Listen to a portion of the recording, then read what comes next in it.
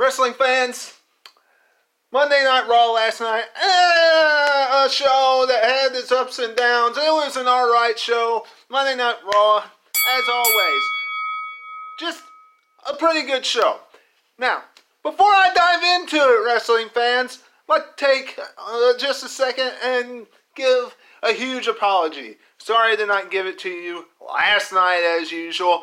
Always on here, each and every Monday night, giving you a Monday Night Raw review. Very sorry I did not bring that to you. I slept straight through it last night, wrestling fans. Went to bed early, and I'm telling you, I didn't wake up for anything. Here I am.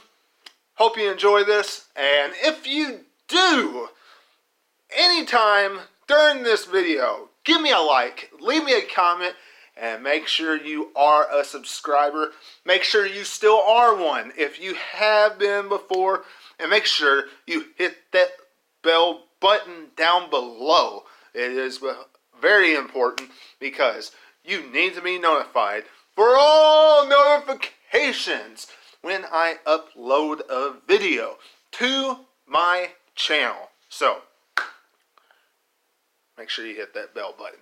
Now, let's dive into Monday Night Raw because we saw a lot of stuff tonight. Last night, if you watched it last night.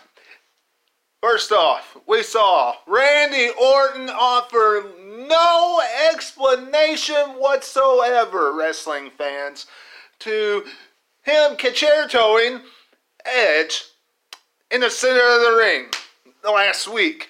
We saw the Monday Night Messiah's disciples in Buddy Murphy and AOP taking on Kevin Owens and the awesome force of the Viking Raiders. Not so awesome here lately. They've dropped their tag team championships and they have been eliminated in that 6-man tag team matchup. It was an elimination 6-man tag. If you did not watch Monday Night Raw, we saw a triple threat matchup in which I watched and was very happy with when I saw the ending. Ricochet taking on Seth Rollins, taking on Almighty Cringely. The winner taking on Brock Lesnar at Super Showdown in a few weeks for the WWE Championship. Wrestling fans, I am happy. Thank you, Vinnie Mac, Paul Heyman, and whoever else in the back that does creative. You made a brilliant decision. You gave the #1 contendership to Ricochet.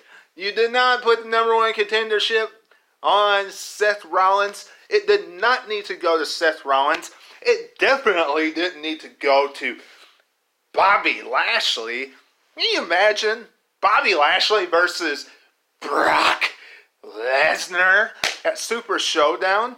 Now, wrestling fans, we all know, each and every one of us knows that Ricochet stands absolutely zero chance in winning this contest at Super Showdown. It is just a match to buy time on our way to WrestleMania.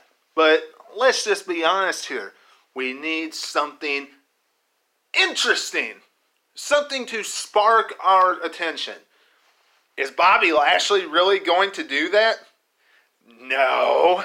Is Seth Rollins really going to spark our attention right now? Especially when he has the tag team championship with Buddy Murphy?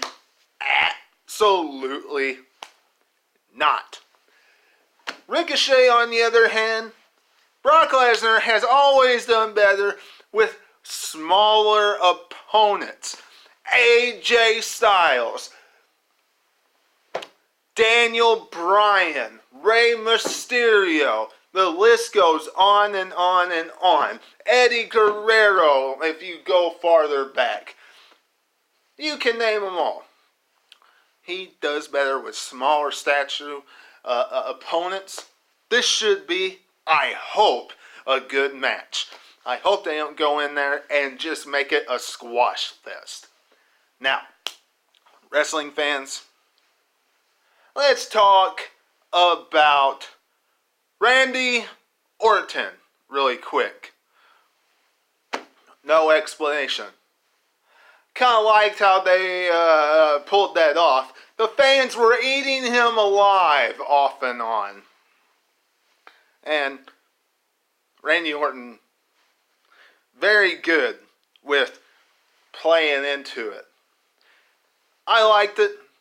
I don't know about you, but it's setting up for a very good storyline and a very good match at WrestleMania. Last week, they did that perfectly. Riding Edge off TV for a while. You do not want to expose him too much on his first match back in the WWE. And WrestleMania will be his first match back in WWE. Mark my word, we probably won't see Edge come back for a build, my guess, until after Elimination Chamber or something like that. That final build towards WrestleMania. Technically when the true road starts to hit. That's just me, but I like what they did last night on Raw with Randy Orton. The 6-man tag team matchup, it was a good matchup. The right team won. I know some of you are probably getting tired of seeing AOP and Buddy Murphy and Seth Rollins win, but as of right now, they need to have AOP, Buddy Murphy, and Seth Rollins win. Top heels in the WWE, and they are really trying to build them up, so they need to win right now. Kevin Owens, he's not getting hurt by losing. He's not. One team that I noticed, and one faction I noticed that was gone tonight, I don't know, maybe he's just taking a couple weeks off, and that was AJ Styles. Sure could tell a difference. Raw was not as good in my eyes without the phenomenal AJ Styles there. That's just me. I don't know about you wrestling fans, but it's always a better show when AJ Styles is around, in my eyes. But I know some of you are probably going to say, well, Webby always says that.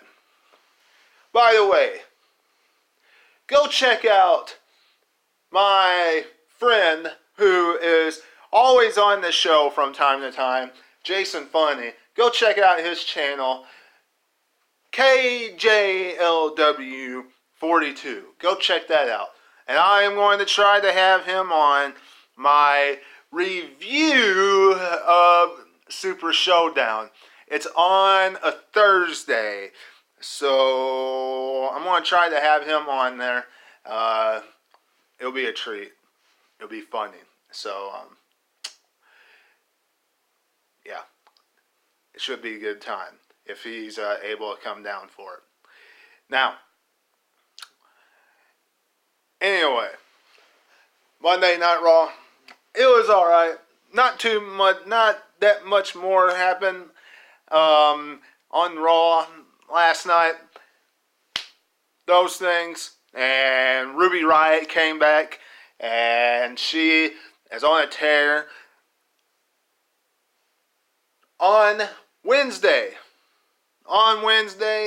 we are going to see Charlotte decline. The NXT champions offer. We're just going to see her decline it. She's not going to face the NXT champion at WrestleMania. She's going to face Becky Lynch. We all know who she's going to face. That's a guaranteed. Okay? But outside of that, I hope you enjoyed this Monday Night Raw review. Nothing else really happened.